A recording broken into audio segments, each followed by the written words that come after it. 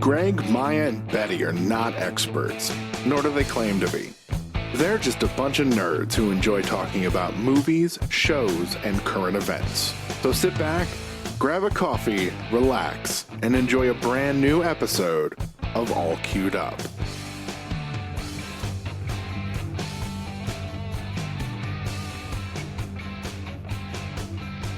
Hey guys, welcome to another episode of All Queued Up. If you're new to the podcast, what we do here is we watch shows on a streaming platform. We give them our thoughts and impressions, give them a grade at the end. I'm your host, Gregg Dietz, and with me always is Maya Fisher and Betty Badger. How are you guys doing today? Doing good. Doing really good. How are you? I'm good. I'm hanging in there. I'm excited because this episode we're going to be discussing a few things.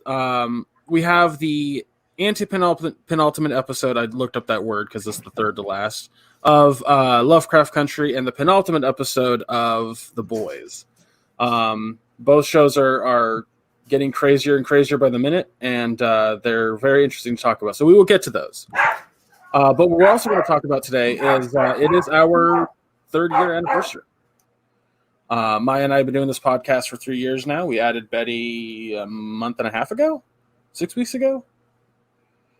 It's I don't remember exactly when, but sometime in the summer. I just snuck in the back door. Yeah. I was gonna say you came in right at the tail end of our 2nd year doing this. Because as it is the 3rd anniversary, we've been doing this for 3 years, but we've only been like, how does time work? My brain doesn't want to fucking do the calculations. It's some people think of it as linear, and it's more of a wibbly wobbly, timey-wimey ball. Sorry, I had to throw that Doctor Who quote in. I'm sorry. But yeah, also I did want to bring it up a little bit. IGN did an article on how and why Netflix cancels shows, considering they just canceled Glow, which was one of Maya and I's favorite fucking shows that we reviewed. It was gonna have it was supposed to be renewed for a 4th season, but they said, you know what, we changed our minds. Fuck you. Yeah. So I read the article. It's an interesting topic, and I kind of want to bring it up. But let's go ahead and get into the show. Curious. We'll definitely be touching on it. So the itinerary today is going to be The Boys, Lovecraft Country, 3rd-year anniversary, and why Netflix cancels shows. These are Well, let's go ahead and dive. Let's go ahead and dive into The Boys, episode 7. Because I feel like Lovecraft Country is going to be a bit. What? I feel like Lovecraft Country is going to be a bigger topic. Yeah. Really? Discussion. Yeah. Okay. So, what are your guys' thoughts on super Nazis? Just out of curiosity. Well, I mean, don't we have one in charge? Oh, sorry. Well, I'm glad you don't have superpowers. Thank God, right? Yeah, no, I'm just not. Yeah. And, Butcher is really, he's just as bad as what he's fighting. I don't like him. I think that's for me the thing that is so good about the show is that there aren't a whole lot of characters to identify with. You're just like, none of these people are good. Not a fucking one of them. Well, they're all human. They all have their flaws. I do have to say I loved Huey this episode. I'm getting some balls to turn off the home banger. So, well, then that's the other thing is him in this episode. The second he was like, "Let's go into the tower with oh my god, can't Lamplighter. Thank you. I wanted to say flame lighter, and I was like, that's not right. The second he was going to do that, my mind went, "Oh, this is going to be a bad idea." Yeah. Well, something's going to go wrong, but he was her, knight in shining armor at that moment. It was so sweet. I mean, it clearly didn't matter at the end because, which was, whew. Dear God, dogs. Yeah, we're still in a pandemic, everyone. So Yeah. we're recording from home like we do. We always recorded from home, but dogs are a thing. It happens. I'm going to have one less at the end of the day. So, no, I don't She's mean that. not putting it down. She's been dog sitting, and she is no longer going to be dog sitting after today. Let's be clear. We're not having a Vanna out. I'm gonna go old yeller at this motherfucker. Nobody's digging a hole in the backyard, okay? She's going home. Not to heaven, but to her earthly home where she belongs, back with her real mama. Oh my god. That was too good. Anyway. It's like, come out right, did it? But yeah, she'll be going home today, so there will be less, you know how they work. They start exciting each other up, and it's just bark, bark, bark, bark, bark. Yeah, our little one, Kaylee, she's scared of like her own fucking shadow, but on occasion she'll just like under her blanket go like that. And then Scarlet, the one that fucking stands up to anything but the vacuum cleaner, just starts going fucking ape shit. Oh yeah, Milo's the dog who watches the clock, knows when Jeff should be coming home, and waits for the lights to appear through the window. That's fucking Scarlet. Yeah, he's so smart and he's so dumb. He's just so dumb. I mean, this boy, bless his little heart. Bless his little heart. Anyways, so yeah, talking about the boys, the Scientology thing with the church, that's getting real. Yeah. And then we've got the thing that happened with Homelander and Stormfront, and where do you think they're taking Homefront's son? Like straight to the tower, or Homefront? You mean Homelander? No, I was combining. Well, yeah, Homelander. they're Homefront. Oh, yeah. Don't do that. I wasn't doing that. No, I wasn't. I literally fucked up the name. It's fine. Like the second you said that, I bowed my head in shame because I was like, God damn it. It happens, man. It happens. Yeah. So where do you think they're taking the son? This is what I was trying to get at. I don't know where tower. they're taking him. I mean, is the tower the safest place for his kid to be right now when they're already pissed off at Bot? Well, I mean, his kid has powers, and that's where their homes are. I mean, they live in the tower. They have those nice swanky apartments. So they'll show him the world and what people are really like, and how he shouldn't be this meek little boy that his mom tried to make him. One thing I'm really concerned about is the radicalization of people now. Like the guy in the very beginning of the episode. Yeah, what the fuck was that shit? I was like, dude, what are you doing?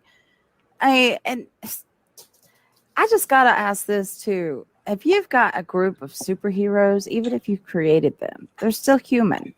Why don't you have a fucking team of therapists on hand for these people? Because Homelander's definitely got some issues he needs to work out.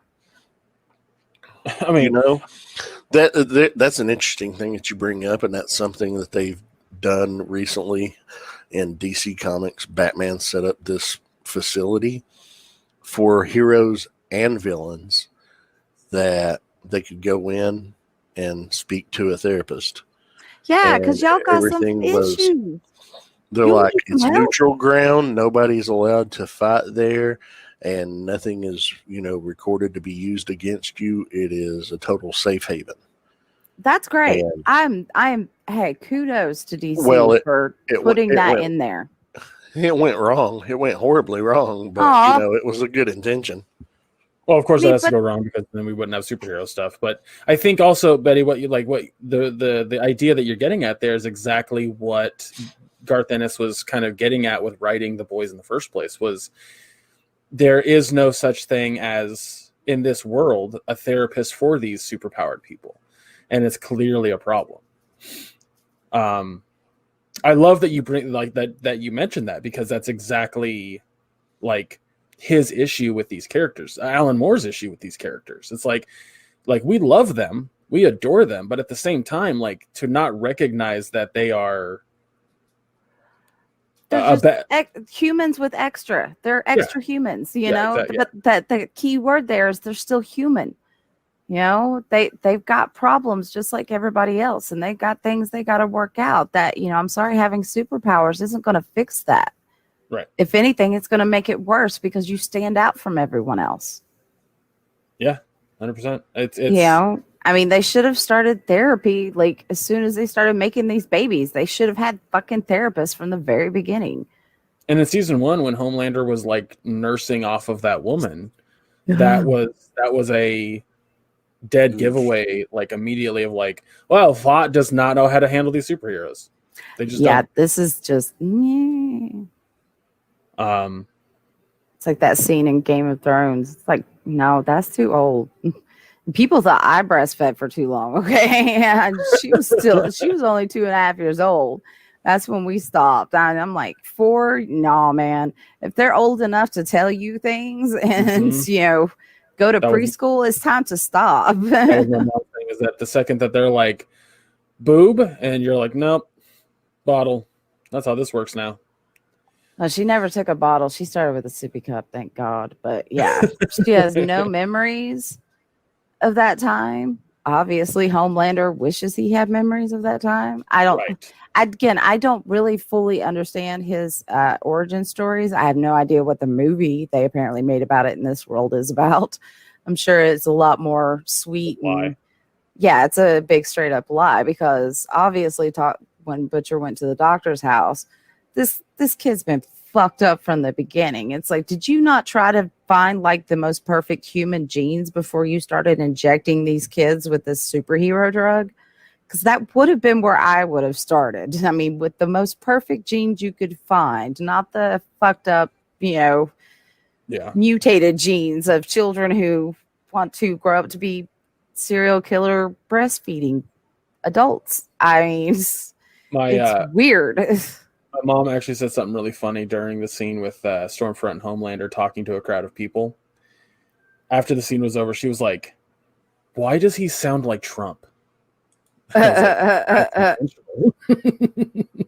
both megalomaniacs. They're both narcissistic. You know, that's how narcissistic people talk. That's how they act. He's a straight up representation of what we're going through at this moment. Yeah. As the deflection of the media, it's very much the same, you know, like what they're doing on the show with the media talking about the supervillains. That's not the real problem, you know, but that's what they keep pushing, and that's what everybody keeps buying. Yep. And that's how we end up with dude in the beginning shooting a motherfucker through the head because he thinks he saw his eyes glow. Yeah. It's like, I think you needed to go see a therapist because you got issues. Turn off the fucking news. Yeah. I love that the show's doing this because it's definitely, I think media stories in general work better when they mirror real life situations, real life problems. Mm-hmm. And to an extent, superhero stories have always done that. X-Men is a allegory for what was during the civil rights movement. And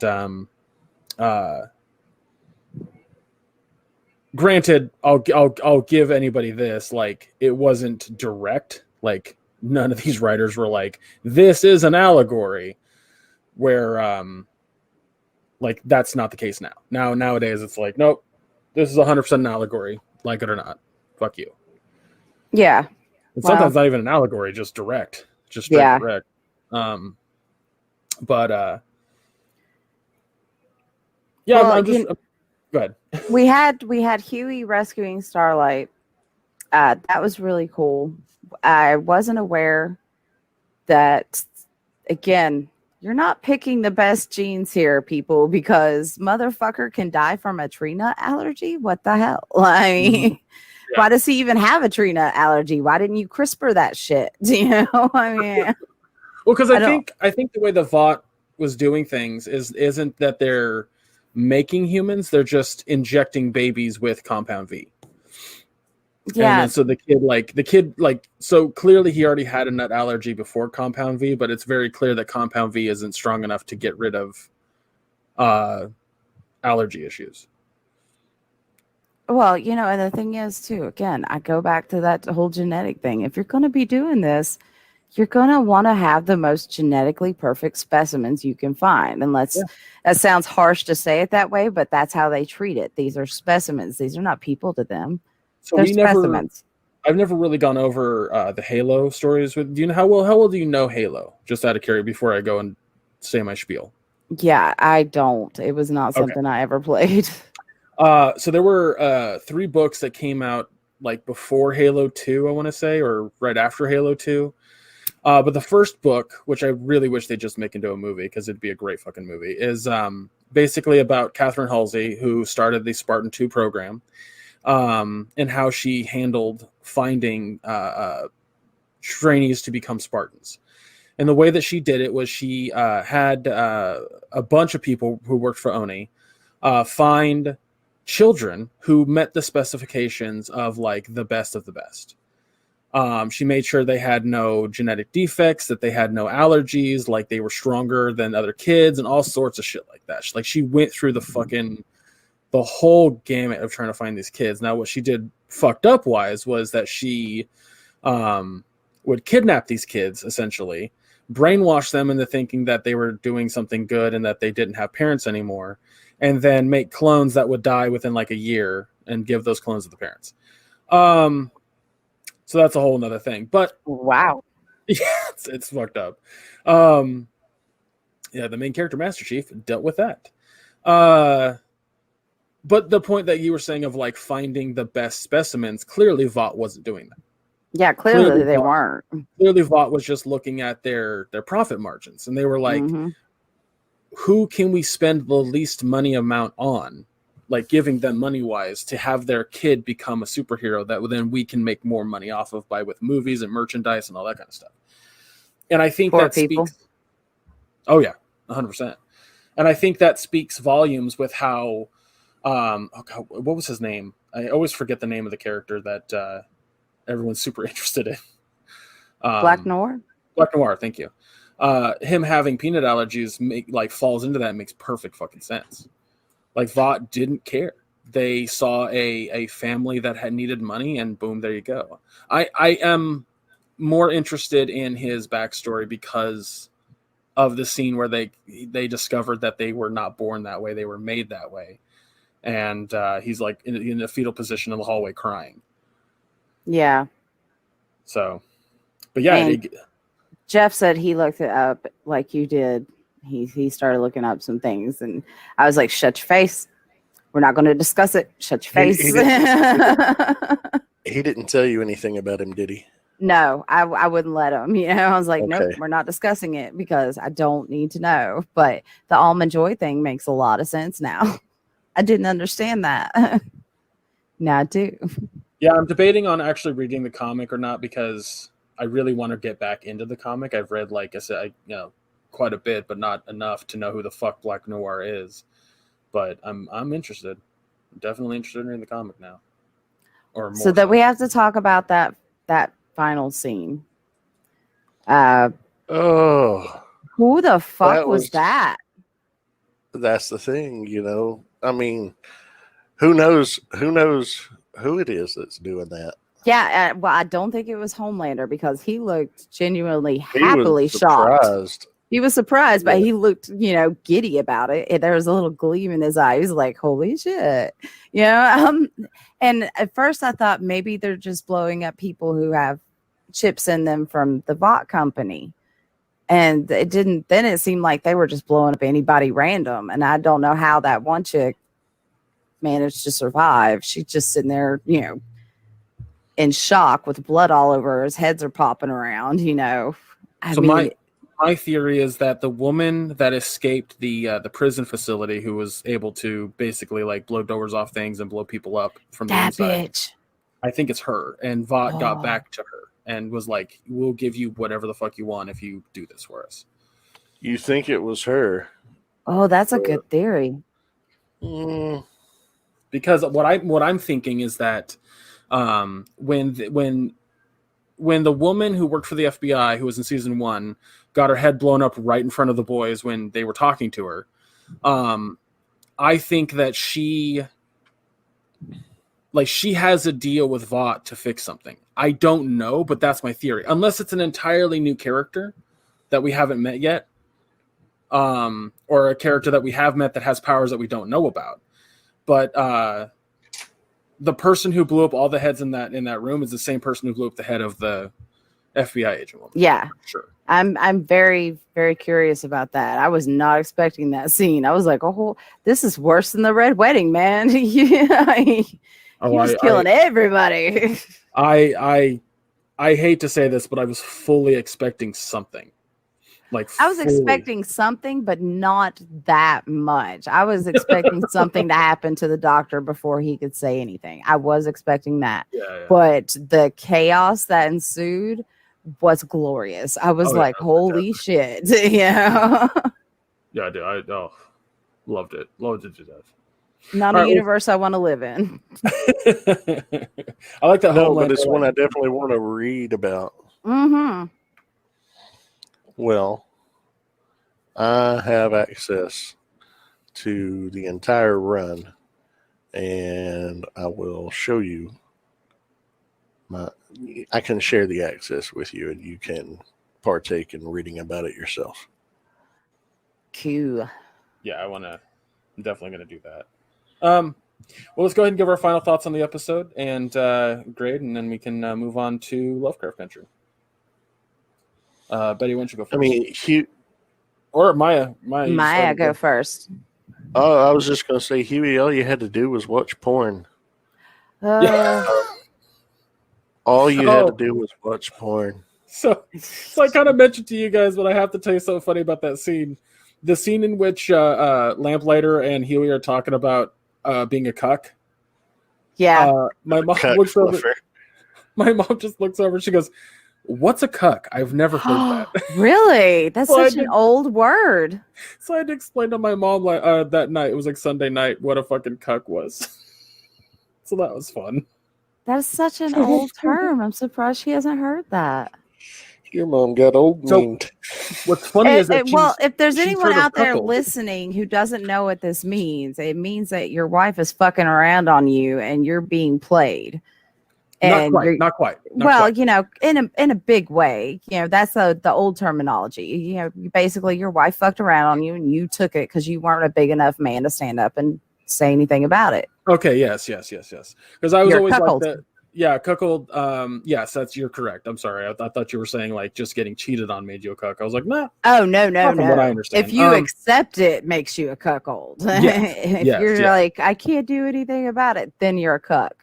Yeah, because like my favorite thing of the cuck is the sexual gratification of watching your wife get fucked by another man.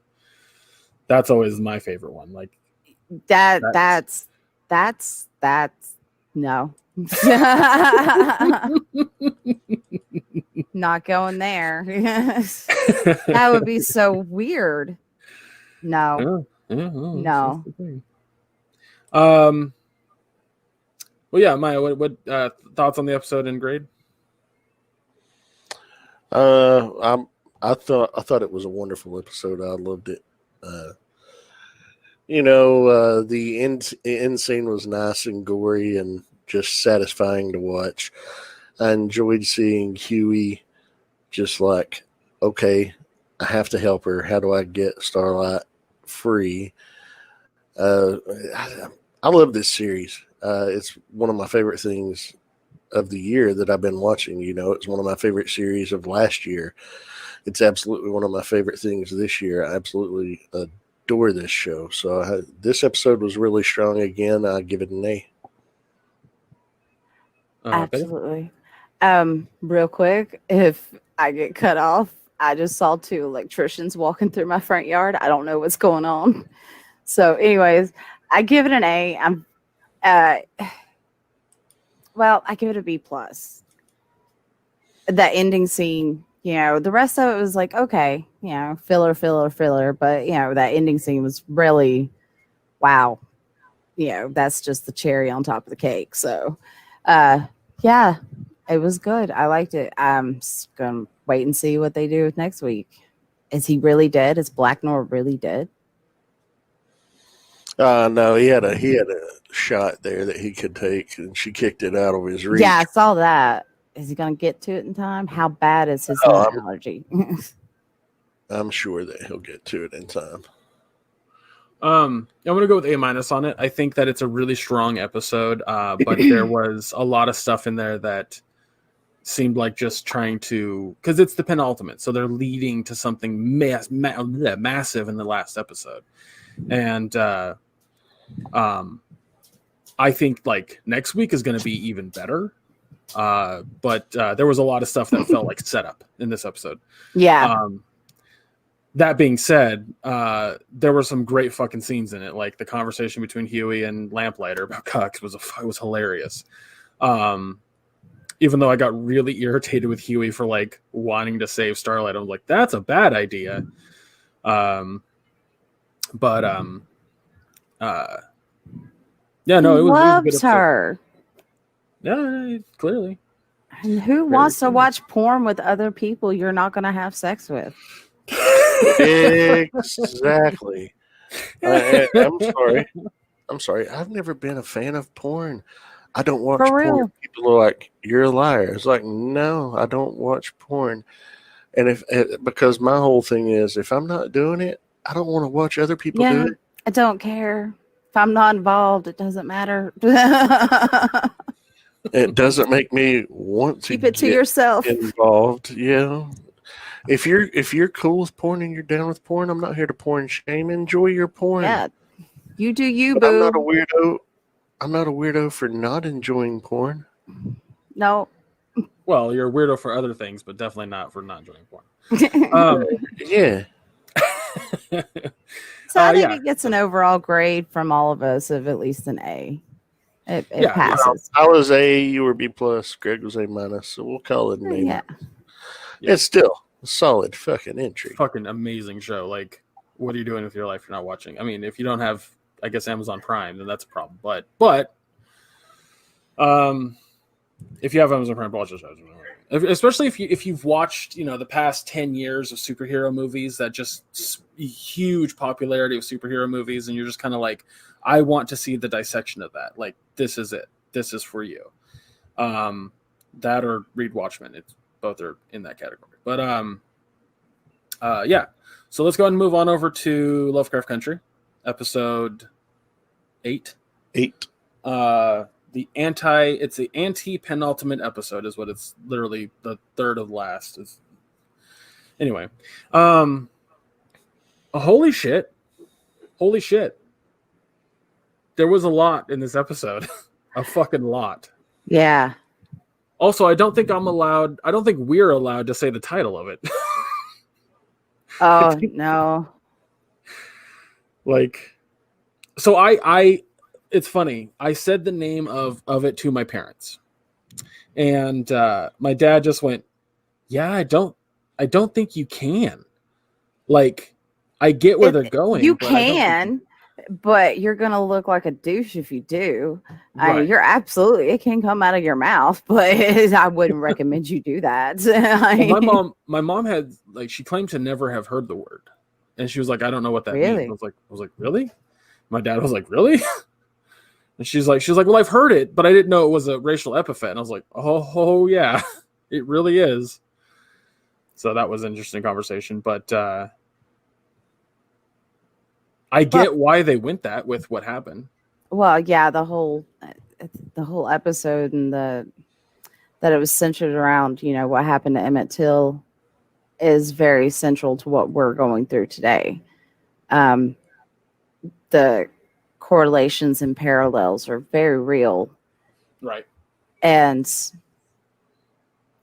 there towards the end when Christine did what she did, first we were like, what is she doing? And then I realized after what Ruby had said to her, she was trying to understand in her own weird way. She was trying to understand what Emmett Till went through. Yeah. It was very, very surreal, that whole aspect of it. And, you know, God, Dee, bless her heart. Those little creepy things. I was so proud of her, though, for fighting back.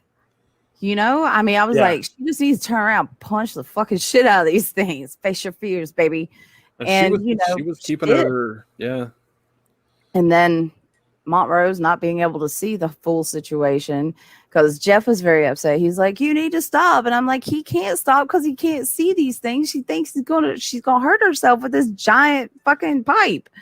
I do the same thing in his situation. Yeah. I mean, it's wrong, but it was right. Yeah, she doesn't know about all the weirdness that Montrose and Letty and Tick had seen at this point. Like, yeah, she has no idea, but she's got something all her own. They wouldn't have targeted her because without it. You know, it's like, you know, the drawings she made on the map. She's got some shining. Yeah. Oh yeah. 100%. I think from her perspective is that she was like, if I go to somebody, they're gonna look at me like I'm fucking nuts. Yeah. So, well, Letty pissed me off because, you know, obviously Dee was in distress. I don't give a shit if you could see the creepy little things or not. She was in distress. You should have stopped and comforted her and talked to her and find out what was wrong with her. That upset me. I'm like, Letty, you have just disappointed me, girl. I know you got some issues right now, but that's a little 12-year-old girl who just lost her mama and doesn't even really know it yet. You need to deal with her. Your issues can wait, you know? But that's just the mom in me. Speaking of her mom, I'm curious when the fuck she is coming back, because she told the entity, I don't know what to fucking call that she wanted to go back to her daughter. But then on top of that, we got information about where the fuck Tick went. Yeah. I think she will come back. I think she will be profoundly changed by it. I don't know what's going to happen with Dee. That broke my heart. Yeah. The show is so fucking clever with everything it does. But I do have to say the ending was fucking spectacular. Oh, I had a big old fucking smile on my face. Yeah. When at first, you know, when they couldn't come in, I started laughing. I don't know about y'all, but I was just hee-hawing. I mean, just cackling like a witch over here. He can't come in. He can't come in. Look at that dumbass. He can't come in. And then they started shooting. I was like, oh my God, what the fuck? And then watching her get up in like Matrix slow motion style when she realized she was not going to be hurt was fucking awesome. But then Atticus. Yeah. My mom was like, or not my mom, sorry. Somebody was, I didn't watch it with anybody, but I saw someone freaking out about why Letty decided to leave the house, because she thought that maybe Letty had protection inside the house and not out. And why did she run out there to protect Tick? And I'm just like, because she's pregnant. Like, she doesn't want to lose that. And that's the thing. She is not just protection inside the house. She has the mark of Cain on her body at this point. Right. From Christina. So she feels safe and invincible. And to an extent, I'm sure she is. And that's why she ran out too. I think if, you know, the gunfire had still been going on, she would not, and she had been hurt or something to make her recognize that she was vulnerable, she wouldn't have run out the door. She's not stupid. But she had every reason to believe she was invulnerable. But it turns out he didn't need her. Right. You know? Which was He's awesome. got Spot. He's got his own little hellhounds. I don't know what the fuck they're called, but yeah, as soon as it popped out of the ground, I was like, holy shit. And I loved it because it came right up to his hand. I was like, it's yours now. You get to keep it. So funny little thing about that scene, the guy who worked on the special effects on the show, he talked about how before hitting the actress and actor that play Letty and Tick with the blood cannon, he had to show them how it went off first and stood in front of it to show them that it was safe. But he was like, but I can't tell you how fucking rad it is in 2000, or well, I guess they filmed it last year, but in this day and age to use a fucking actual blood cannon for a show. He goes, normally that shit would have been done like post whatever, and the actors wouldn't have gotten dirty. Post production, thank you. I can think of the word. But he was so fucking elated that he got to do that. And then there's like a bunch of behind the scenes pictures of the two actors like just kind of hanging out with smiles on their face, just covered in blood. Yeah, that would be fun. It would be awesome. What did you think, Maya? It was okay.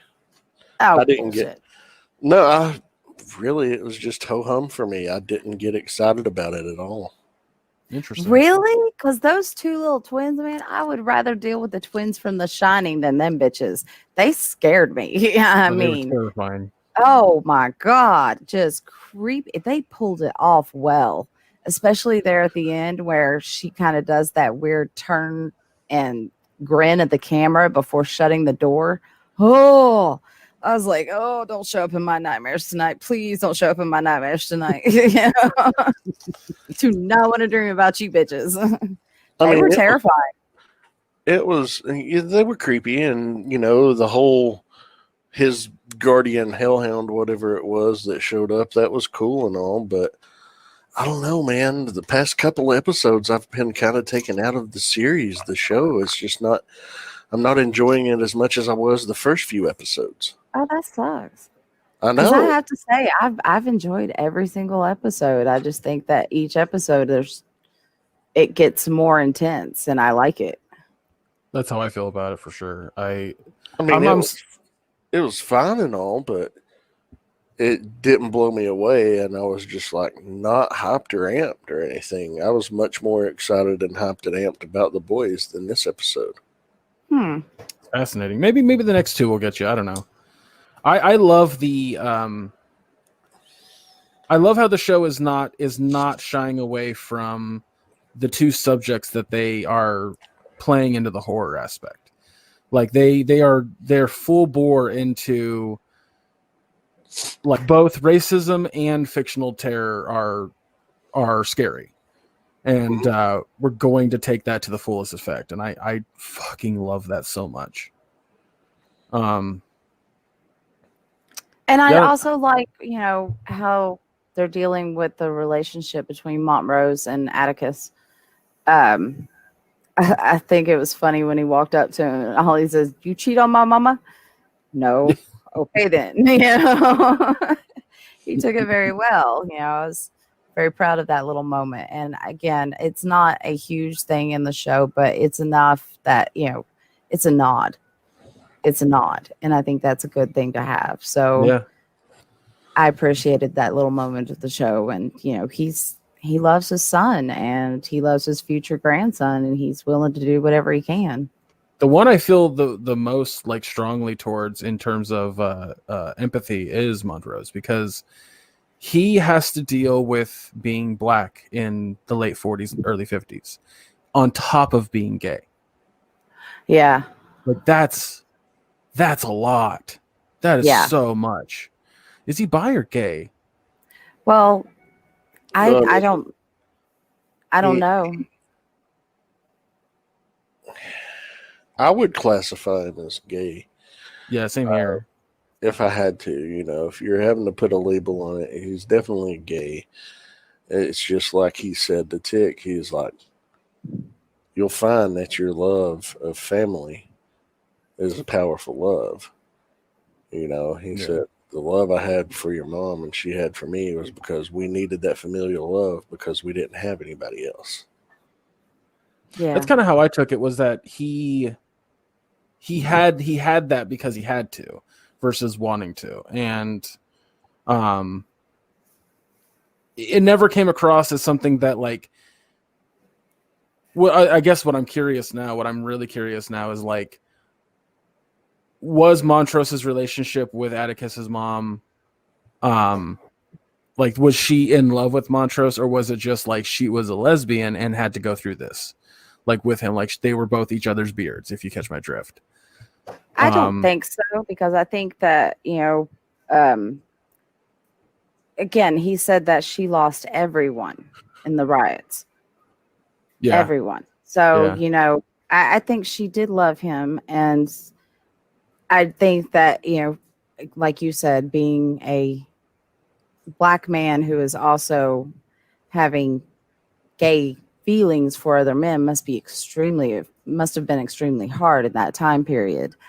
Just being homosexual in itself was hard enough. Throw Black on top of it, that's got to be mind blowing. But I think he did love her in a romantic way, but he was attracted to men, but she loved him. And I think she only loved him. I don't think she probably ever even knew that he was attracted to men.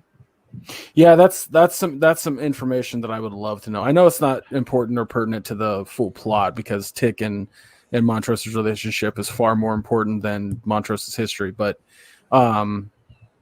it is something that I think would be an interesting topic maybe next season if they do a second season. Oh, there's got to be a second season. Yeah, I'm so mad if there's not.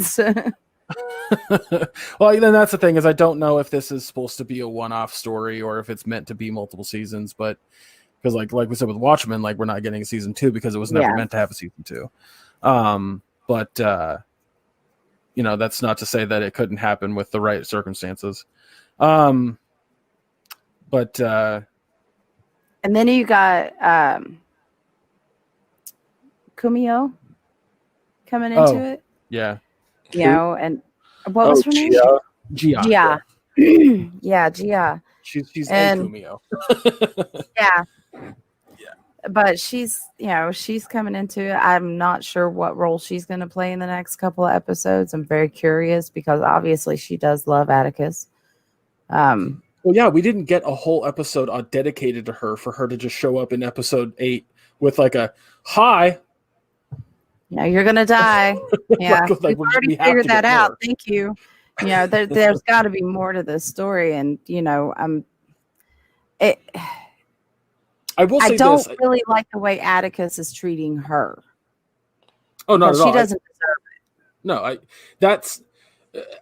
that's what's so fascinating about the character development in the show is that when it comes to how Letty sometimes treats Tick and vice versa, or how Montrose, like their relation, like everyone's relationship, I'm just sitting there going like, you're handling this very poorly. And I'm not talking about just one character, like every character I say this about each episode. As much as I love each character, like, oh my God, the show is just brimming to the fucking, like to the top with character development. It's also something that, it's also something where I kind of character study and read and look at what everyone's kind of going through and what they're saying and how they're dealing with each other and how they're interacting with each other and kind of talking to each other. And, the first few episodes kind of go through like Letty and her sister's relationship on top of the fact that now they're chummy, but now like Letty's sister's dealing with the stuff that she's dealing with while Letty's dealing. It's like, there's so much going on. And I couldn't imagine, like, I hope that the writers are like, well, they're so stressed out that they wouldn't do this or they would say this. Like you and I were talking about how we were kind of irritated with how Letty handled her, handled the little girl. What the fuck's her name? Dee. How she handled Dee when Dee was going through her crisis. And it's like, how upset can we be with Letty? Because we do know that she was dealing with her own stresses. Would Letty have actually noticed Dee's stresses, or was she just kind of preoccupied and blinded by it? Yeah, and again, that's why I ended it with that's the mom in me, right? Because the mom in me is always going to take note if there's something wrong with the child in my presence. It's ingrained in you, especially after so long. It's just like what I need is coming second to what my child needs. And if I see a child in distress, my first instinct is to drop everything and, oh, are you okay? What can I do for you? It doesn't matter what I'm going through. It can wait. What's wrong with you? And I think in a way it's a good barometer to show kind of how Letty is handling things too. Yeah. She's not paying attention. Yeah, no, she's even there's as a typical woman would, even, because that is kind of a maternal thing. If you've got a female mind, you're more likely to see these types of things. I think Maya, you would probably agree with that. You're more in tune with other people's emotions a little bit Mm-hmm. as a female, I think. You can definitely tell If when you're something is. I feel that I can definitely tell when something is bothering someone a lot easier than, say, a man. yeah, I do too. And to then be fair, it's just it's not saying that you guys are or emotionally dumb. It's just that's how the female brain was designed to socialize, and that was how we kept our communities going. And the male brain was more equipped to think logically and quickly. It's like with right. multitasking. I can't fucking multitask that well, and you appear to have a good grasp of it. And it's because I'm totally invested in the gossip. Thank you very much. That's what my woman brain is focusing on. I don't want to do three Right. things at once. Well, I think I that don't find that fun. and they show that in the best way possible with this show, where when what's her name, the woman that's hanging out with Letty's sister, what the hell's her name? Christina, thank you. When Christina is talking to or not talking, but when she's using her brother's body so that way she can go out into the world as a man. But when she is that character, like when she is her brother. It wasn't her brother. Wasn't her brother? I thought it was her brother. It was her boyfriend. I thought they were related. Why did I catch that they were related? Well, maybe they were, but he was also her boyfriend. Yeah, I got you. But when she is in his skin, she's acting like herself. She's more empathetic, whereas he probably wouldn't be. Mm-hmm. And I think that speaks volumes on exactly what you're talking about, Betty, where each character kind of does that, where Tick, having the argument with Letty, he storms off to go fix a thing. He storms off to go do. They fix things, and that's one of the problems that women have. Sometimes we just need you as a shouting board, but y'all want to fix everything. And we're like, we don't need it fixed. We just need to scream for a minute, and you're the closest person in the vicinity. Yeah, because the second that he stormed off to go fix a thing, she was just like, where the fuck are you going? So I think you're absolutely correct in that. And the way that they handle character development in the show is so fucking smart to me. I just I could gush about that for forever. And I'm so happy that we have 2 more episodes of the show, because if it ended too soon, I'd be upset about it. But yeah, I'm looking forward to the next couple episodes, and I'm really hoping there will be a second season. Yeah, we'll say that. I guess we could wrap it up. Yeah. Well, Maya, why don't you go ahead and go first on this one? I'll give it a B. Meh. It was better than an average, but it didn't grab me and excite me like it did you guys. I mean, it's solid acting from everybody around. It's beautifully shot. The music choices are great. It just the music was great. The story itself just didn't grab me, and that it upsets me that the story is not grabbing me like it did early on. I'm hoping that changes in the last 2 episodes. I'm also having a difficult time trying to place exactly what year this happened in, even though Emmett Till's death occurred in 1955. But in the last episode, or the episode before that, they were trying to establish that this was 1957. And you got to remember, we're not in the same world. Okay. They're in a different world. It's a parallel to ours, but it's not the same. Yeah, and that could be what's throwing me off too. But I mean, it still is a solid, good episode. It just didn't excite me and grab me, unfortunately, like the first few episodes, and I hope that changes. Me but too. I'll give it a B. So I just looked up online about when it exactly takes place, and it says 1954. But it says the series' 3rd episode reveals that certain events take place in the summer of 55. Yeah, I don't feel Yeah. like everything is I've never felt like this series is meant to be happening in a short amount of time. I do feel like it has been spread out over several months. Each episode is a little bit further in the future than where we left off in the last one. Mm-hmm. Yeah. So I don't think I everything think is straightforward. I think everything is kind of wishy-washy and all over the place because, well, they want it to be. They want you to maybe feel a little confused because as it is Lovecraft and he dealt with the idea of insanity a lot. I think making the audience feel a little insane when it comes to where things are going and what's happening is definitely part of it. Yeah, But I agree with you. Who But yeah, who lets the dyslexic man read the incantation? Anybody else? I mean, come on. I do give this an A+. I love this episode. But who lets the dyslexic man read the incantation? Because as soon as he said that, I've been like, nope, you're not reading this. You know, you are just bound to fuck it up. I love you, but no. You know, I mean, I guess he must have done a good job, thankfully. The whole signing the cross at the end and saying amen. He's like, well, shit, boy, it can't hurt. He ain't wrong. That was funny. I love that. I was like, he ain't wrong. I mean, it's all the same. Might as well throw it in there. It can't hurt. And what about you? What do you grade it, Greg? Oh, it was an A+ episode for me, honestly. Absolutely. I was enthralled the entire time. I think I've talked about this before. I play games and watch shows at the same time. And I literally stopped playing the game. I just was fixated on what was happening.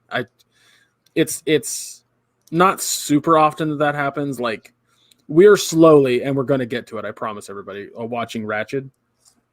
I'm not enjoying that show as much as I think others will. We'll get to that when that review happens. So I'm playing games during the entirety of that show. Occasionally I'll pause to watch what's happening, but for the most part, I'm not like super enthralled with it. This episode, like, I started playing a game, completely shut off my Xbox to watch the show. Like, I was 1,000% invested. I feel you with that on Ratchet, because I do have to say it's just not capturing my attention. Every time I try and watch it, I zone out. I don't know, and then I'll come back and I'm like, wait, what? Where are we? We'll try to get to it. We'll try to get to it in the future. I don't know if next week or the week after that, but it'll be an interesting conversation because I have a lot to say about it. But I have finished it, by the way. But my point is that, like, it's not super often that a show does that. Like, I can say this much, like, I think it was like episode 3 or something, like, or episode 2. It did not captivate me as much as these last few episodes have. The episode where they're in the Korean War, and then the episode where Dee's mom goes into, like, an alternate reality sort of situation. Yeah. Those 2 episodes, I like. In this episode, I just fixated, like, completely fucking enthralled. So I felt like that through most of it, honestly. I mean, I can't say there's an episode that I don't like or haven't found entertaining. I really, really loved the episode in Korea. And I asked my friends who were watching, I was like, what'd you think? Wasn't that awesome? And they're like, yeah, it's okay. It's like, my God, you people are so hard to please. Well, I think, and that's definitely, I think, something that's going to be interesting about this show is that Lovecraft and the book that it's based on aren't super popular, whereas Watchmen is super popular. And when the show had come out and it was telling a correct, like, extension of the comic and making, certain characters be racist as they were, or bigots, people got very offended by that, got very upset about that. Like, they were like, that's not a thing. And it's like, you clearly didn't pay attention. That's not happening with this, because nobody, like, maybe not nobody, I shouldn't say that, but nobody that's on Twitter or on Facebook is commenting on it, because that's not a thing.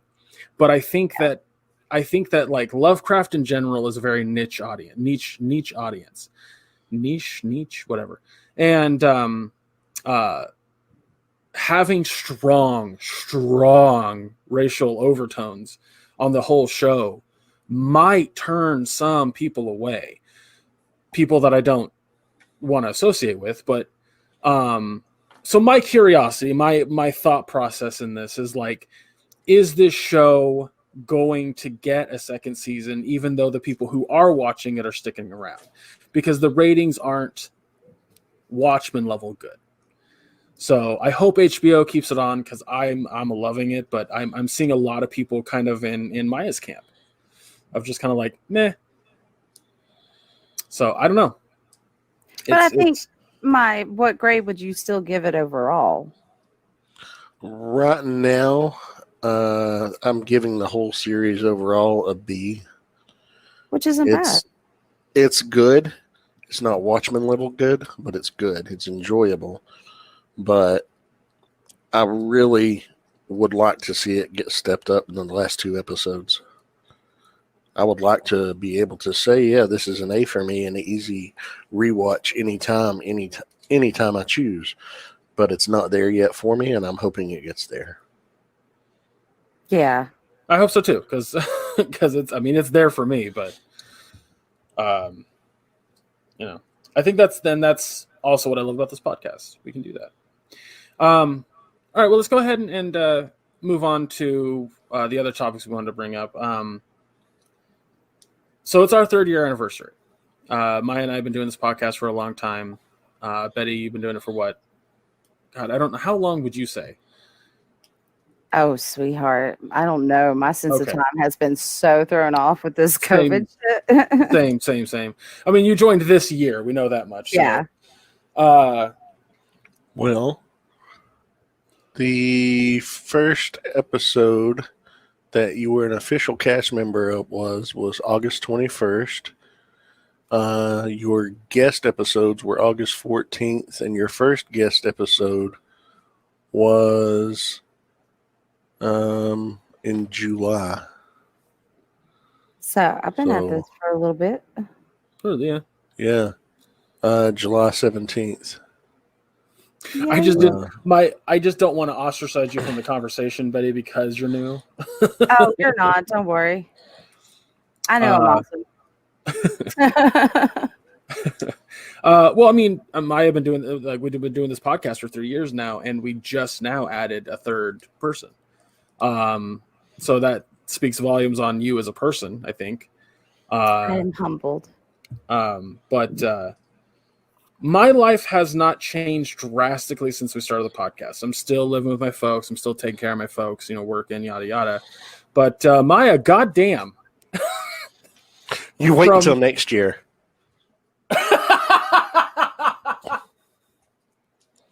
Well, I mean, I got to get limbs cut off. I have to change genders. I mean, I got to do something to keep it fresh. Yeah. This season's different for sure. I can tell you that much. Yeah, it's been a hell of a journey, because I've talked about it from time to time, but like I wanted to do this podcast all the way back in 2015. I was heading to MagFest for the first time. I don't know if you were watching the channel at this time, Maya, but I had just started because I think your first MagFest was the sandwich run, wasn't it? Yes. Okay. I basically had just only been watching for about a week or 2 weeks beforehand, because I tuned in one Saturday night and you were streaming and you were playing Mega Man 4, and you showed us the trick about how the boss, God, which boss was it again? Skullman. Skullman, yeah. How he won't attack if you don't move when you first go in the room. And you said, all right, look, I'm setting my controller down and I'm going to go make a sandwich. And that's when I started following the channel and everything. And, I chatted a little bit in the stream that night, but I was like, well, this guy's entertaining, but this isn't my friend Hutch, because my friend Hutch said, I'm part of a stream team. Follow us on this channel. I was like, okay. And I was like, oh, okay, they're streaming. Let's tune in and see what's going on. So obviously it wasn't my friend that I had known for since the year 2000 at that point. Well, I think the reason that was the case was back then, Michelle had the channel on a different schedule where Michelle would play an RPG for like 2 hours, and then it would go into 2 different shows, for like one for 3 hours, the other for 3 hours. And I was on before Hutch on Wednesdays. No, well, this was on a Saturday night. This is when you did Saturdays. Okay. I was going to say, because I wasn't sure if it was before or after that, because I know that I was on for the beginning there for a while. I was on Wednesdays from 2 to 5 my time, which was 5 to 7 your guys' time. And then Michelle wanted to change that to just 1 show a day and not do the RPG show or have 2 shows on. And that's when she moved me to Saturday. But that's what I was assuming why you tuned in on a Saturday versus a Wednesday when Hutch streamed. But you were just tuning in general, not knowing when he streamed. But back then, I loved sitting at the edge of my bed with my laptop, watching Netflix shows, and eating. That's a motorcycle. Whoa, that was loud. impressive. What? Sounded like somebody summoned their own hellhound. Somebody turned their dildo on. Wow. That's a loud dildo. That one's got some power. It doesn't run on batteries. How many dildos does that RPG? How many RPMs does that dildo have? It sounded like they were redlining it. It's got a Kickstarter. No.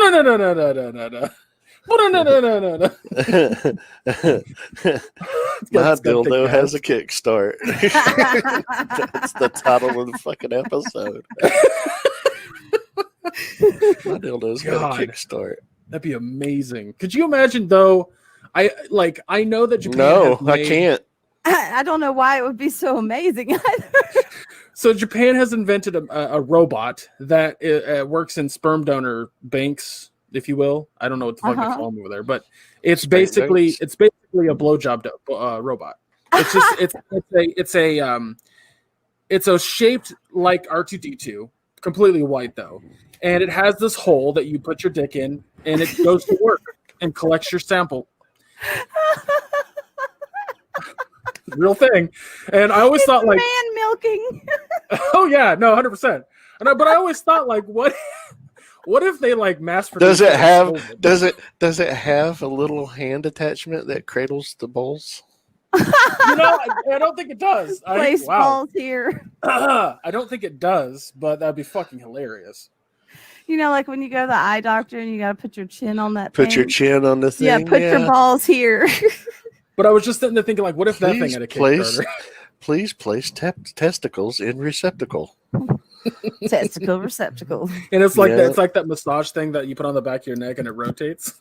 Yeah. Maybe not as strong, but The first massagers were dildos. So. Jesus Christ.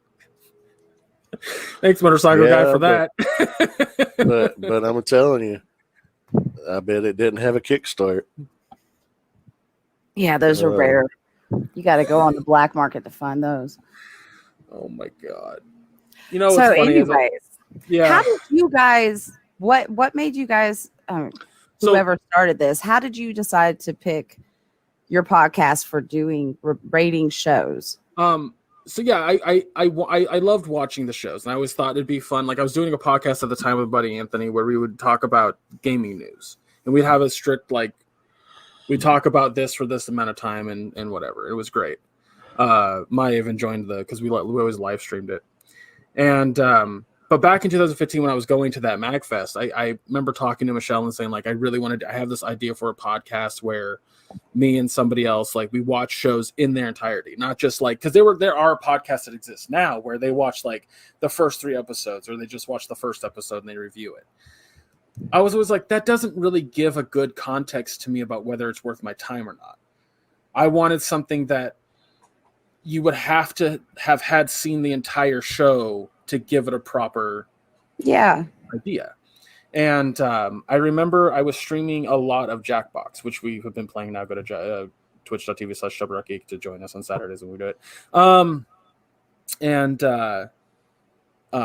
There was a few people that would join the Discord, and Maya was one of them. And I don't remember what show we had watched, but we both saw American Vandal. It was American. Yes. And we started talking. Well, no, I don't think it was American Vandal. I don't think that was the first show that we were talking about on stream. I think it was something else entirely. But every time that we would talk about a movie or a TV show, I noticed that you were very articulate, and I loved talking to you about those things. And then that's when I decided that we needed to do this show. And the first episode had American Vandal, and what else was it? God, I don't remember. Jesus. Something else. People. Yeah, we'd have to go back and look, but it was just that, like, during the stream when I would talk to Maya about whatever, I always look Big forward Mouth. to it. Big Mouth, that's right. Jesus. I talked to Anthony because I was like, I don't have a way of recording and editing it. I just don't have that capability on my end. So I asked, the way that I set it up originally was that Maya and I would be in a call with Anthony. Anthony would then record the call and then upload it to our stuff. Like, we created a bunch of stuff for it. The problem is that Anthony did no editing. So none. Like, absolutely fucking none. So the first 3 episodes are really rough. And then we went to record the 4th episode, and it went great. We, like, Maya on her end had the cameras ready to go. Like, we recorded like we normally do. And it was the 5th episode that I remember we having the biggest issue, because it was the 7th episode we had the big issue with the recording dark and whatever else, like 4 times. Bright, Laser Team yeah. 2, and I know it was dark that we talked about because it was dark. Yeah, that was so episode 8. Episode 8, yeah. Episode 7 was the first one I recorded on my end because that was our Christmas episode. Oh, that's right. Yeah. I thought it was earlier than that. I thought it was like the first 3 were on Anthony, and then the rest. No, were on the first 6 were on Anthony, and then the 7th on was me. But it was episode 8 that we ran into tons of issues recording. We recorded 4 times to get our dark discussion in. That's when we decided at the that time, we didn't need video. Yeah, we were trying to do it on video entirely and upload it to YouTube, and we decided, let's do audio only. It's a lot easier, because at the time I didn't have a video card in my PC, and now I do, and video's not a problem. But it just became an audio format from there, because it just made things a lot simpler. Yeah. Okay, that makes sense. Yeah. And then from then on out, it was just like we would come up with either Maya and I would come up with ideas to expand the show and whatnot. And then I ended up dropping the podcast I was doing with Anthony, while Maya on her end was doing like 18 a fucking week. I was doing 3. Look, I'm going to exaggerate for the sake of comedy, God damn it. Yeah, but when I say I had 13 cats, people just know that's not an exaggeration. That is for real. I actually have 13 cats. And just to reiterate, she's dog sitting. The dog's not going to come to any harm. It's going home to its owner today. You got to add in that and the Kickstarted dildo into the title somehow. That dog went home via the way of the Kickstart dildo. Wait, what? Yeah, that's a hell of a title. Yeah, it's been fun. It's been a journey. I remember back when we were still in the throes of doing the podcast, like, we would love doing it, and then all of a sudden, like, Maya was like, "Hey, I'm feeling really feverish. I don't know if I'm gonna, like, I have to go to the hospital. I don't know what's going on." And then it was just radio silence for, God, I think 10 days before. Oh, man. No, it wasn't that long. It felt that long. Well, it wasn't that long. May the 11th was the day I got sick. It was also the day we had just loaded the season 1 of Cobra Kai and Agretsuko reviews. We had recorded it on the 9th, but it was the 10th or the 11th when I got sick. Yeah.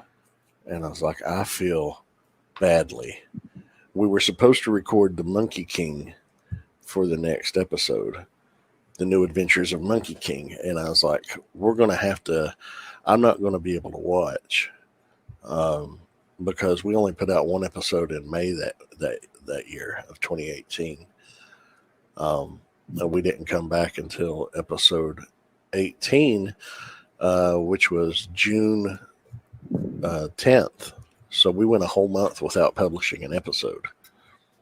Yeah. And the only reason that one got published when it did is because I made them let me out of the hospital.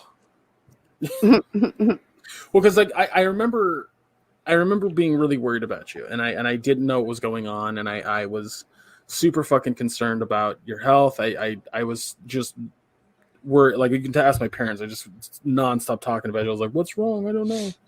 And I remember being inside Walmart doing grocery shopping, and that Walmart has terrible reception with my phone. So I remember trying to contact you or Misty. I don't remember who, but somebody messaged me and it just was not fucking coming through, and I could not respond. So I remember like rushing to get the groceries bought and get the fuck out of there so I could get out of the store and actually contact you. Yeah, I remember Misty. She's like, honey, Greg's really worried. I was like, tell him what happened.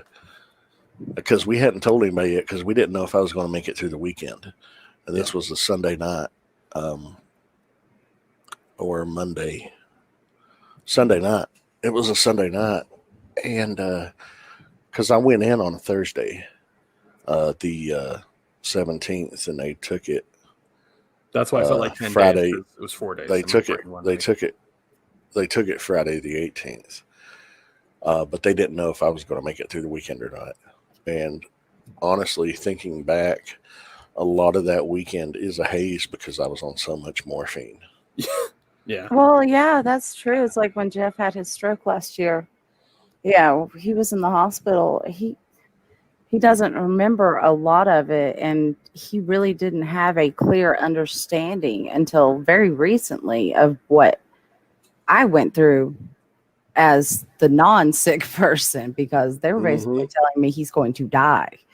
And I'm sitting here going, oh my God, what the fuck am I going to do? My husband is dying, you know? I sympathize with Misty so much over that. I sympathize with you, but I sympathize with her on a deeper level because being on the outside, it's absolutely terrifying in its own right. Yeah. She was, that's the thing. I can't do hospitals. And there's been a couple of times she's had to be in the hospital. And I'm like, okay, honey, I'm going to go home and go to bed now. Because one, I'm very uncomfortable in a hospital. Two, it would drive me nuts because there was nothing I could do to help her. Yeah. I knowing my presence would be calming to her, but at the same time, the hospital presence was just angering me, and I really wasn't doing any good to be there. Yeah, I wasn't out there with Jeff a lot. He was in there for a couple of weeks, but I would come out every day. But what I did most of the time is kept myself busy doing whatever needed to be done, so I didn't have to think about what was going on. Yeah, I remember checking in with you, just hitting you up and saying, hey, how are you holding up? Talk to me. By a thread. If you need to vent. Yeah, so we've all been there through some pretty important moments in each other's lives in one way or another, I mean, you and I less so, but yeah, trust me, I'll have drama before this year is out. It's still 2020, Greg. Yeah. Yeah, no shit. I remember one of the things I remember the most was I had made a message on all the social medias like, hey, we're gonna be out for a while. Like, Maya's in the hospital. Like, we'll be in contact with what we know later. And a bunch of people were just like, oh shit, okay, like, hope everything's okay. And then I remember the day or the next day. I don't remember if it was the day or the next day, but very shortly after Maya came home, like we were talking to each other. We would have gotten to a call or something. I came home on a Thursday. I went in on a Thursday and I was discharged a week later. Wow, they didn't keep you. No, I wouldn't let them. They wanted to. I have what they call billable hours out the ass. They did not want to let me go home. I have some great insurance, and I'm glad that I do. Because if I didn't, I probably wouldn't be alive. Yeah, we did last year. We don't have any at all this year because there's no way we could afford it and still afford to eat. So I was, but that year, something in me when we signed up for healthcare that year, I was like, I really need to just go ahead and take the full, allotment and get the best insurance we can. And I did. And I'm glad I did because otherwise we would have had over $30,000 in medical bills for that 2 weeks. That 1 week would have cost me about $100,000. Mm-hmm. I fucking hate American medical shows. Anyway. Yeah. It's a privilege, not a right. Fucking. But yeah, I just remember like immediately, like it just seemed so quick after Maya had got home that we were recording or that we were doing something, whether it was streaming or, that's what it was. We played Jackbox. We played Jackbox that first Saturday night, and we were playing Fibbage, and it was enough about you. And the fucking question. I still have the fucking question was, one thing that Maya misses most in their life. Everybody except for me put in her leg. Yep. Yeah. And I was like, hilarious. I was like, you guys didn't see my leg. It looked like Deadpool. Like it went from looking like a normal leg, and then in 3 days looking like Deadpool's taint. It's just. That's what the flesh-eating bacteria did. Yeah. I mean, it literally ate the flesh, and it ate it so rapidly. And I thought I had the flu, but I didn't have any symptoms of congestion or no coughing in my chest.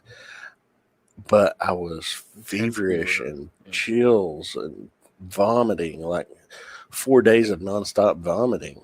It was just like I thought I had the flu.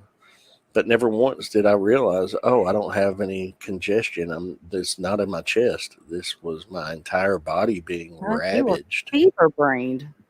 Yeah. Oh, my temperature, it would be 103, and then it would drop to like 93. So I was within a 10-degree range of my body temperature. I would be sweating and freezing to death at the same time. It was like Dewey Cox. He needs more blankets and less blankets.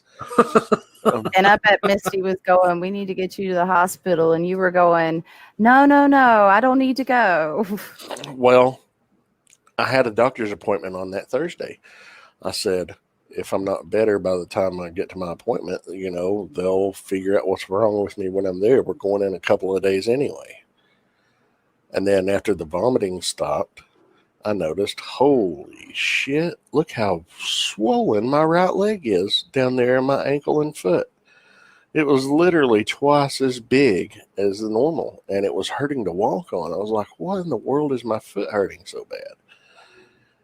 And then the next day, the top of my sock was wet. I was like, why is the top of my sock wet? Why is it yellow? And I peeled the sock down, and there was just these blisters 2 fingers wide and a finger tall, like the thickness of your finger tall and 2 fingers wide, and they were just weeping blisters. And that was on the Wednesday night. It was late Wednesday night, and it was like 9:30 at night. And I was like, okay, my doctor's appointment's tomorrow afternoon, but if tomorrow morning this is still doing this after Madison goes to school, we'll just go to the ER. And the next morning came. She took Madison to school. I couldn't get up. I could not put any pressure or weight on my foot. I couldn't get up. I had to crawl up into a chair. And I was like, honey, you're not going to get my big ass to the car. Call an ambulance. Yeah. Because, she's 5'3" and 160 she's a tiny pounds. woman. She's a little woman, And at the time I was not as tiny as I am now. I'm down to 280 now, but at the time I was about 100 pounds heavier. Well, yeah, it's like when Jeff had a stroke. There's no way I could have gotten him to the car if he were disabled, functionally, physically able, not able to walk. But fortunately, he was very much like a docile cow. I just led him to the car. You put your shoes on. We're going to the hospital. There was no questioning it. This was happening, whether he liked it or not. And I asked him, I was like, what would have happened if I wasn't there? He's like, I probably would have just gotten up and gotten dressed and gone to work. And I was like, that is the worst thing that could have happened. I'm so glad I was there. Yeah. Yeah. But yeah, I mean, after that, like, Maya and I were recording pretty regularly. I don't think there was any real big hiccups or breaks. No, nothing since. We've put out one. We put out one every 2 weeks consistently thereafter, and then it was about a year later, maybe. Yeah, it was definitely last year we started it. I want to say August of last year. No, I think it was maybe August or September of 2018. Has it been that long? Jesus. Let me look. I mean, I have to go back. I'm looking at October of 2018. It was still every other week at the time. November of 2018. It was still bi-weekly, but that had 3 weekends. Maybe it was spring of 2019 when we started going every week. Yeah, because we had discussed that we wanted a show that was just us shooting the shit, just talking. We were doing it in February. February 15th of 2019 was, I think, the first episode of Uninhibited. Wow. It's a lot. Yep. That's when it was. February of 2019 was the first Uninhibited.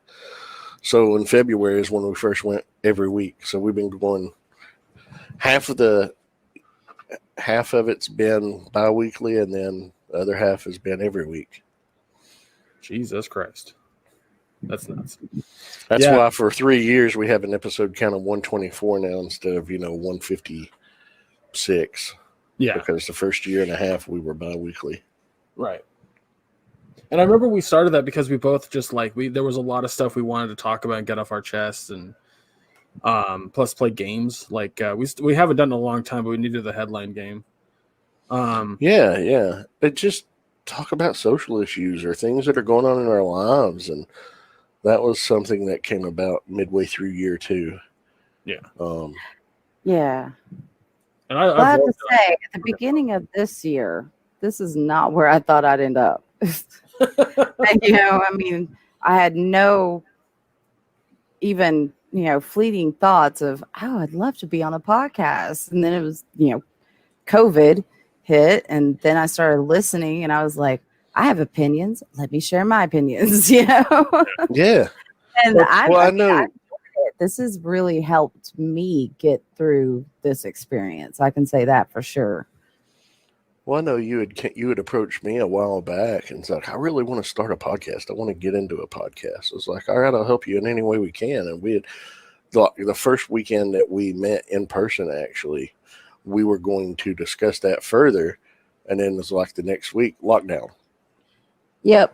And I knew it was coming. Told you. I was right.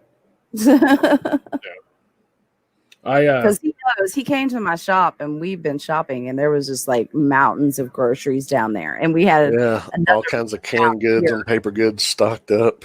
Yeah, we just knew this was about to happen, and we prepared. We were some last minute preppers. I'm like, I ain't going down without some spam. Yeah. Give me some toilet paper. Got eggs, spam, and spam. Mm-hmm. Eggs, bacon, spam, sausage and spam. Deviled ham, which looks like lobster dog food. thermidor. And spam, eggs and spam. Well, I want the spam. No eggs and spam. Oh, sorry, no substitutions. Welcome to the portion of the podcast where Maya just recites a whole fucking movie. No, it's not a movie. It's one sketch. Get over yourself. Flying circus? You know what? I unfortunately do have to wrap this up in a minute. I just got a message from my dad, so we gotta get going here in a second. But we warmed up way too long. But it was That's fun. every week. That was great. It was great. So yeah, we'll bring up the topic about what IGN wrote about Netflix, why they cancel shows next week or whenever the hell we want. But they basically went into it because they went into a rundown of why and how they go about it, and it's long and short of it. It all comes down to money. That's as simple as it Well, yeah. I still disagree with their criteria. I don't disagree with you. I think that their criteria is absolute bullshit. I think that when a company starts going the route of caring more about the profit margins than they do about their content, it's I really need to go back and reread this. I just kind of skimmed through it because there's one show on Netflix that I really did love called Sense8, and they had 3 seasons, and it's gone. And there's still a huge following for this show. I'm part of a Facebook group, and the show was fantastic. It was amazing. There's a ton of shows that they've just canned for dumb reasons, and like this IGN article basically was like, it's about viewership. That's the first thing. The second thing is about starters and finishers, meaning people who started the show versus people who finished the show. And then the third criteria is based on how many like new people come to the platform to watch said show. And the way that they like kind of run that down is now we're talking about it, so fuck it. We're not like, I'm not on a time crunch. My dad's just like, I want to get things done. Well, we didn't finish talking about the other things though. Yeah, but let's finish it up next week because I do have to get this dog home today. So, what other thing, Maya? Just out of curiosity. Well, we were still talking about just history and stuff. Oh, yeah, more or less. I don't know what else we could have brought to it because I was like, we like this year has been nuts in terms of the history for the podcast. Like we changed our entire format of how we review things and when we review things and how we want to do it. Because Maya and I learned very quickly that doing this show was in a way therapeutic. Yeah. Well, and I hope that the people listening enjoy hearing other people notice some of the same things in the shows that maybe they notice, but they don't have anybody to talk to about it. Yeah. Well, because that's something that drew me into your show to begin with, is like, yes, I know exactly what you're talking about. Well, we did get a little bit of feedback. Our friend Dante, he has been very complimentary. He thinks that the addition of Betty to the show has been absolutely wonderful. And he loves listening to us. And he's actually, I've seen him name us as one of his favorite podcasts to listen to. And I've had several other people say that too. And it's just been, it's great when your friends actually give you feedback. Yeah. It's nice to hear feedback from others that you have no association with too. And we're always encouraging for feedback. So please listen. We know people listen to us around the world. I see the numbers. I see the countries. There are people that listen to us in other places. We would love some genuine feedback. You can send that to us, and any of the links down below, you can email them to us at allqueueduppodcast@gmail.com. Really easy to remember. But yeah, just everybody that's been a supporter since day one, thank you. And once we get our new artwork done from the artist, and he's had some unfortunate setbacks, hand injury and a couple other things. He's almost done with everything. It's looking great. I can't wait. But once we get all that done, I'm going to relaunch our art and merchandise and everything, and I'm going to do it on Teespring instead of Redbubble. But we will do a giveaway in commencement of our 3rd anniversary. So we'll talk about how you can enter that. And it's not going to be as simple as just sending in an email. Yeah. But we'll talk about that in the future and everything, and really excited about that. Also want to give a quick thanks to our good friend Cody, or Belthesar, as he goes on social media, Twitter specifically. He recorded our new intro. Yes, and you may have heard it today, because today was the first day it was used. I wanted to have everything roll out and launch on one day, but life happens. Life gets in the way sometimes, and we roll with it and accept it as it comes. So thank you so much, Cody. Yeah, I was going to say, as I hope that this podcast has shown you that, like, we are not sticking to a super strong criteria for what we do. Like, if all three of us don't want to continue watching a show that's a weekly thing, guess what? You're not getting any more reviews of it. That highly is probably not going to happen. But yeah, if for instance, if Mandalorian sucks and we don't want to keep watching it after episode 2 or 3, we're probably going to drop it. Again, cannot clear this up enough. That's probably not going to happen. But we're playing it fast and loose. You'll notice I've changed how I say the intro. I change it from we watch shows in their entirety and give an opinion. We just watch shows on streaming platform. That's the only rule now at this point, is it has to be on a streaming platform. That's it. You're playing it like your mom, huh? What? Fast and loose. You're the worst type of person. You know that? Your mama. Absolutely. I love your mom. Your mom's so awesome. Yeah, no, she's. And I know she would probably laugh at that joke. Yeah, she would. There's a whole story about my mom's sense of humor and me growing up that I don't want to get into on the podcast, but she's always had a fucking fantastic sense of humor. Especially when it comes to your expense. That's all mamas, okay? I'm just going to tell you. I could tell you right now that I've had moms be upset at my mom for the way that she talks to me. For example, Betty, I have growing up, I was a huge klutz. I trip over my own fucking feet all the time. You're just huge. And that's what your mom would say. Come on, and I just don't know. I'm laughing. I just don't know what to say to respond to it. I love you, Gregg. I'm sorry. Because I would fall all the time, I'd be upstairs, and all of a sudden you just hear, "Ow!" And she'd go, "Hey, you okay? Yeah. Did you have a good trip? No. All right. I was gonna say see you next fall." Like shit like that is how my mom would fucking react. Yeah, me and your mom are the same. It's like I remember one time when Lydia was a toddler, I told her, well, she was like 4. I was like, "Don't run through the kitchen. The floor's wet." She took off running through the kitchen, busted her ass, and I'm just laughing. I'm like, "Are you okay?" She's like, "Yeah," and I just die laughing because I told you don't run through the fucking kitchen, didn't I? Well, I was like, I make yo mama jokes to my sisters all the time, which one of my sisters always gives me this look, and she's like, "It's your mama too." I'm like, "I know, that's what makes it so funny." One of my close friends, Andy, who Maya and I've been playing Fall Guys with pretty frequently. He's been my good friend for about 12 years now, give or take. And he likes to, here goes the motorcycle again, that kick-started dildo.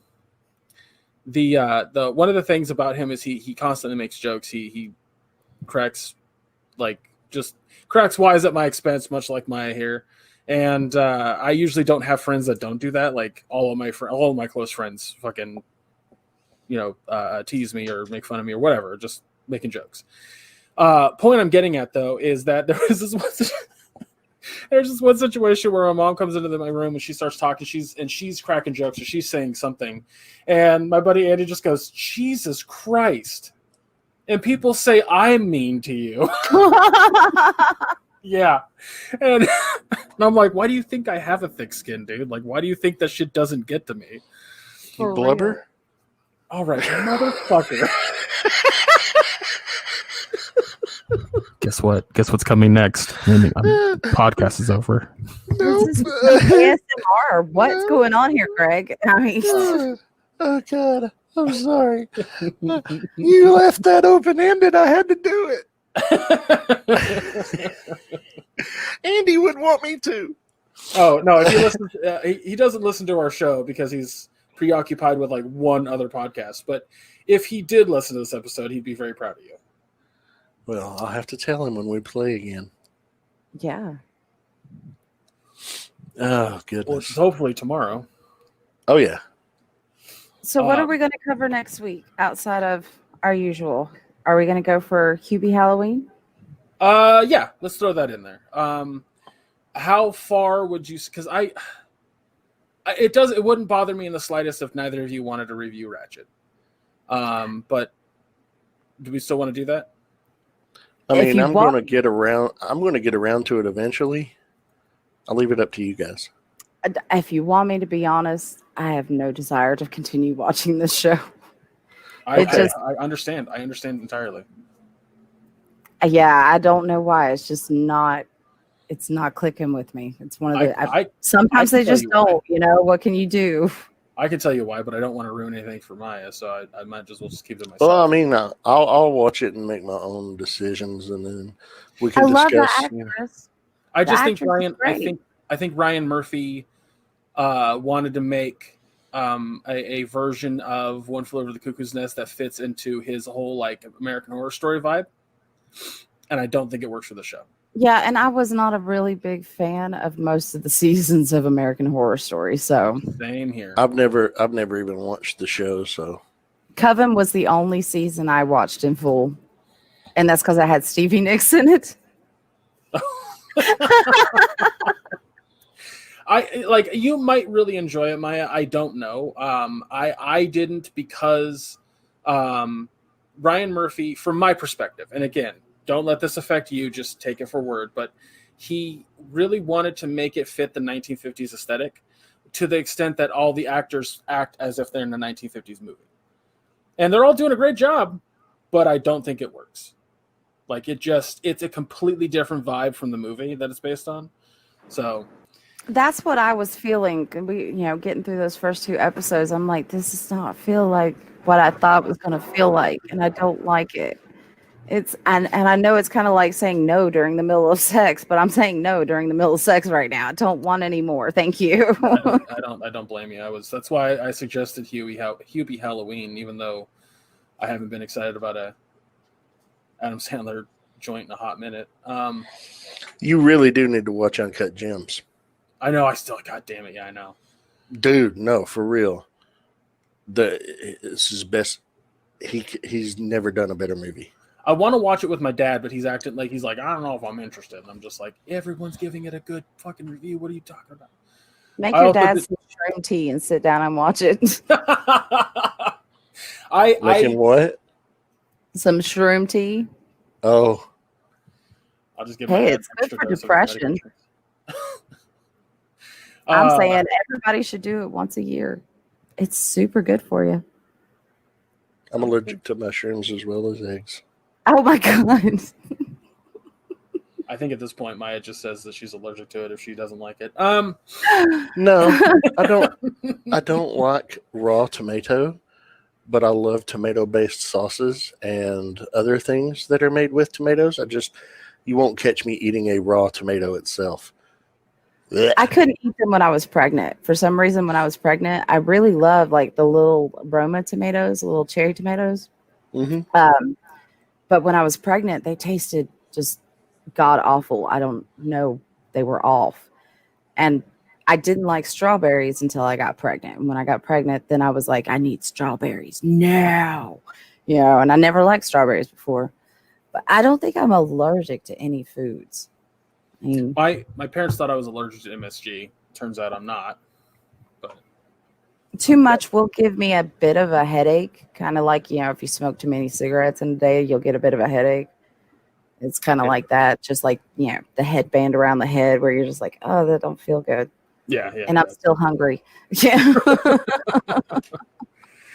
Yeah, we had this. I think it was in our group chat. We had a discussion about Hubie Halloween that I haven't enjoyed an Adam Sandler movie for God knows how long, and And Betty was like, "Oh, I love all the movies that they've made and he's made and yada yada yada." And I really do. that's when we discovered that I'm apparently a comedy snob. Oh, but anybody that's listened to this already knows that you're a comedy snob. you're not wrong. But yeah,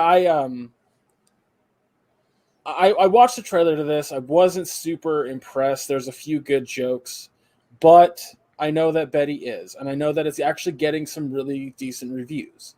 So I want to give it a shot. Well, I hope we all enjoy it. I really do. Yeah. Sit back, smoke a little, just kind of chill out, and just have fun like you're 13 again. I want to. My Remember brain what it's doesn't work like to be that. Stupid. I mean, I'll give it a fair shake. I'm not going to sit there and say like it's a piece of shit. Like I guarantee you there'll be some jokes in it that I'll like, but yeah, I don't know. We'll see. I know that I did make a giant.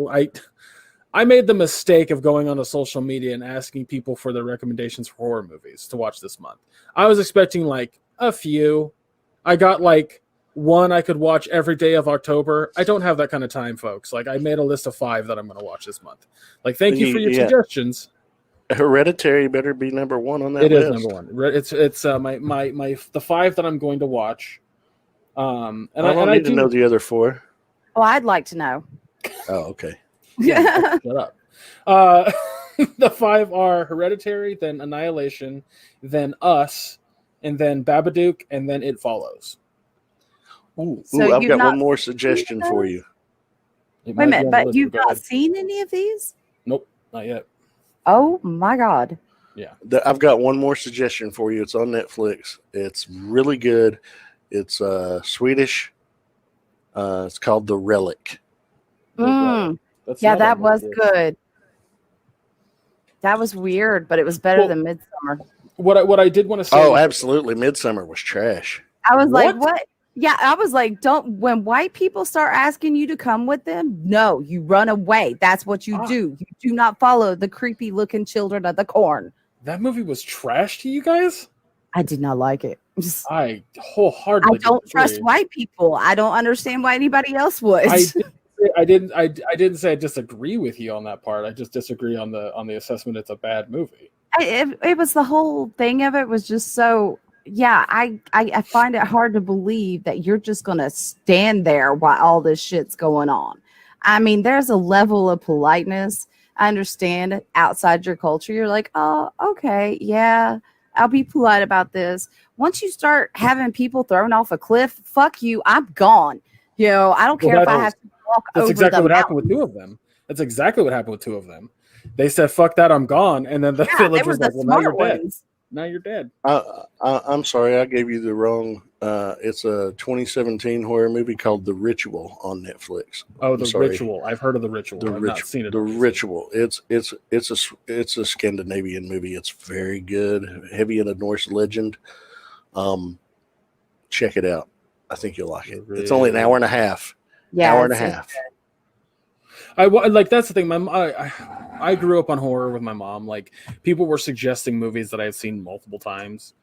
If it's a classic horror movie, I've seen it straight up. It's a lot of newer films that I haven't seen or foreign films that I haven't seen. And so there were Fido. Fido.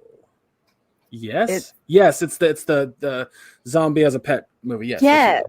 Love that movie. That's one of our Zombie Appreciation Day movies. Yeah, I've seen that one. Yeah, people were just like I said that, and people didn't read it, and they were suggesting like Amityville and Alien, and I'm just like, yeah, guys, like dig a little deeper, maybe a little newer. Come on. And again, I will suggest to anyone out there, that is an adult, try Perfume. Not the series, but the movie. It was mind-blowing, in my opinion. One of the best ones. Oh, on a side note, sorry to interrupt you, Betty. I just remembered this because we were talking about horror stuff. Totally spaced out of my mind for a minute. We are going to watch The Haunting of Bly Manor. We're going to. Yeah, it premieres the day that this episode comes out. So 2 weeks from this release, we are going to be talking about that. I'm excited. because I think 2 weeks is a good time for us to give it. But I'm very fucking excited about it. God, I love this other season. Maya, was that one of the shows that you and I both gave an A+ to? Yeah. Yeah. Absolutely. So yeah, let's see, I'm looking at a calendar. Nope, that's my calculator. My calendar. So yeah, on the 24th we'll be reviewing, not 24th, the 23rd we'll be reviewing The Haunting of Bly Manor. Just for everyone, because it's Halloween season. Speaking of that, if anyone has Disney Plus, Hocus Pocus is on there. If you haven't seen that, you should watch that. I've never seen that movie. I love that movie. I love it too. I love it so much. Yeah, it's one of our favorites. I've never seen it, so it's gonna be cheesy and corny. I promise you that. Like, it was cheesy and corny when it came out, but it's got that like lovable corniness, you know? Yeah, it's a good type. They know they're cheesy. It's kind of like, you know, in the Princess Bride kind of cheesy vein. They know they're being cheesy. They're hamming it up, and it's great. Well, the three witches are arguably comedic actors, or at least they're being comedic. So absolutely. I bet maybe they're just fucking hamming it the hell up. Gotta love it. Yeah, I still haven't watched Hereditary, by the way. It's the 7th. I made that list on the 1st and still haven't watched Hereditary. So yeah, I'm sorry. I've told you every day. I've told you every day, watch Hereditary. You've still not done it. I know. Tomorrow, I know you're not going to watch it because Fall Guys. No, I want to watch it. You don't have anything else to do after you run your errands with your dad after we get done recording. Not entirely. I swear to God. Not entirely. I have some stuff I have to do around the house first, but I made time today to watch it. So relax. No, all right. I'm not going to relax. I'm going to make you watch it, and I'm going to quiz you. Well, you have to quiz me on stream tomorrow, so there's that. I want to quiz you, and if you get any answers wrong, I will know that you were not paying full attention, and I will mail you an envelope full of cat litter. Whether it's used or not, you will not know until you open it. I have to see this now. Let's go ahead and wrap this up before Maya throws any fucking other threats in my lab. You know, I've never made you pay up on that bet yet. No, you haven't. I don't know why. I haven't stopped you from doing it. Well, it's just, you know, I haven't felt particularly cruel yet. So just to clarify what the bet was, Maya or Betty, I think it was back in 2018. It was the end of the summer movie wager of 2019. It was last year. Yeah, okay. I'm going to make him eat some spicy redneck poutine. Yeah. What the summer movie wager, just for clarification, is that what we do is we look at all the movies coming out between 2 dates in the summer. We then make a list on what we think is going to be the top 10. There's a scoring system that involves, like, if you're off by 2 or if you're dead on, yada yada. Maya won, and I have to fulfill a bet of eating something that I don't want to eat. Yeah. What's wrong with spicy poutine? Spicy redneck poutine. It's going to be made, instead of using crispy French fries, it's going to be made with raw oysters. Why would you? What rednecks eat oysters? What are you talking about? I just came up with a name. It's just going to be things that he hates. It's going to be cottage cheese. Do you like pork rinds? I like pork rinds. No. Oh, well, I was going to say pork rinds would be a good substitution for fries.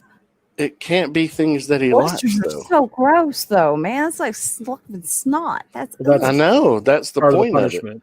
Nobody likes oysters. With cottage cheese. Cottage cheese is good. Well, this is awful. I hate all of this. Yeah. But Maya was in contact with my mom for a hot minute there about what to do. I was like, what horrible things does he like to eat? She's like, I don't want to have to feed him something that I'm going to have to clean up. Right. I feel her on that. I was like, oh, he's a big boy. He can clean it up himself. Again, you're hard pressed to find many foods I don't like. Oysters is definitely one of them. No, it's not. Snails are another. I do not like snails. I've tried them. So gross. But for the most part, I like food. I like all kinds of food. Yeah. I like honestly, pork rinds. I like fatback. I'm not eating it every day, but I've had it. It's not bad. That's good. No, I cottage cheese I like. That's the problem. Is he's putting something I actually like on something I fucking hate. Yeah, And I it's gonna love cottage ruin cheese. that. It's gonna ruin it for me. And he's just You need to she's sitting try over there just cottage laughing. cheese with jalapeno kettle style jalapeno potato chips. Dip them in the cottage cheese. It's amazing. She's sitting over there just gotta contact Kathy now and Well, y'all, let's wrap this up. I need to hop in the shower. yeah. Need to get I shit don't done. recommend that until I lost my leg. Oh Wow. right. I try to Yeah, hop should. very gently. All right. Let's go and do the link dump. Well, all the links are down below. You know the spiel. You know the shit. And if you want to follow me on Facebook, you can. And apparently, if you want to follow me on Twitter and Instagram, the links weren't working. So, you'll find me. If you want to, you'll find me. Be a stalker. It's fine. Right? Betty, where can they find you? Mom, if you're listening, it's at Bright Betty on Twitter. And it's Betty Badger Ogletree on Facebook and Petrichor Betty on Instagram. And I'm mostly active on Facebook, so look for me there. Greg? Chub Ruck Geek on all social media platforms. We just did this last Saturday we did a Jackbox stream, which I want to upload to the YouTube channel.